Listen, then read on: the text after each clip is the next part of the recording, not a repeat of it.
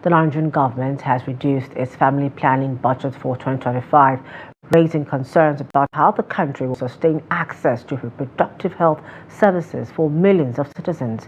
The court follows a global decline in donor funding as the United States Agency for International Development, USAID, withdrew funding support from key health initiatives in developing countries, including family planning programs in Nigeria. Here's more in the report.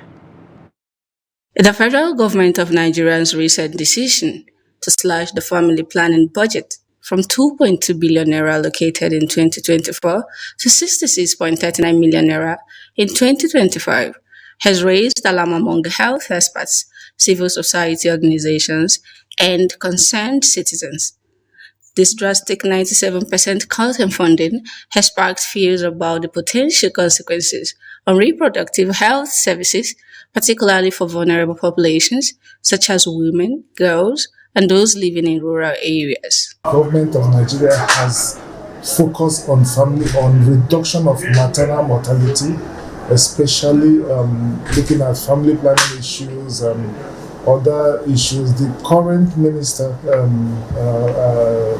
Professor Mohammed Pate, came in and instituted strategies like the sector-wide approach, which has a major block, which is the MAMI implementation, which looks specifically at crashing maternal mortality in Nigeria. Family planning services are crucial for reducing maternal and child mortality rates, preventing unintended pregnancies, and promoting economic empowerment.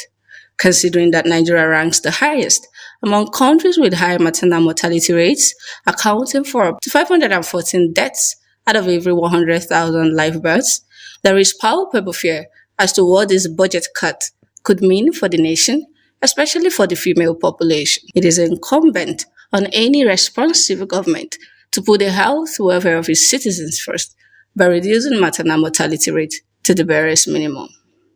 However, as at the time of filing this report, the government is yet to release any official statement to explain this move. It's important that every country, every responsive government must look at what are the causes of maternal mortality. When it comes to funding and budgeting, family planning, maternal health is the responsibility of government across all the strata of government. So we also push, as part of our work with the state government, we push for a subnational responsiveness. Sometimes government may not understand the implications of this. Again, like I said, they have many different areas where they want to put financing. Also, there's an important role of the private sector. So there is a possibility that this could be reversed. Now, usually they also do midterm budgets, but we need to get our act together. We need to go and talk to the government and discuss with them and say this has implications. The budget cut may lead to reduced access to contraceptives, increased unmet needs for family planning, and exacerbated health disparities.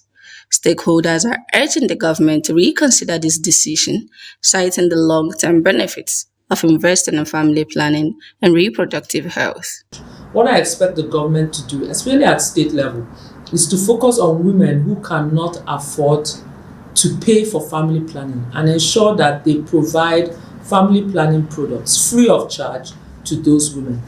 Now, to women who can afford a little bit more, they can work with organizations such as Society for Family Health. We are 60-something years independent, but till today we don't have good health care in the system. If you can look at it, it's only in Nigeria you look at a health minister. The minister himself, simple headache or a family headache, is going to approach the truth himself. So for the government reducing the money from whatever amount it was to whatever it is now, they might have their own reasons, but two, the way the economy is, it might be their reason for reducing it. Even when it's less, they can't be able to get it done now that it's like this. It is really effective. Let's beg our society to look into this. If there is anything they can assist us on, to be okay. Now, there is no any sector of the economy that has it the way it should be. So it's for prudence. Even the other past ones that has been given to the government to manage, What were the utilization? Civil society organizations and health experts continue to advocate for increased funding and support for family planning services. It is hoped that government will respond positively by reconsidering the budget cut and prioritizing family planning and reproductive health. Mike Chamaka, Trust TV News.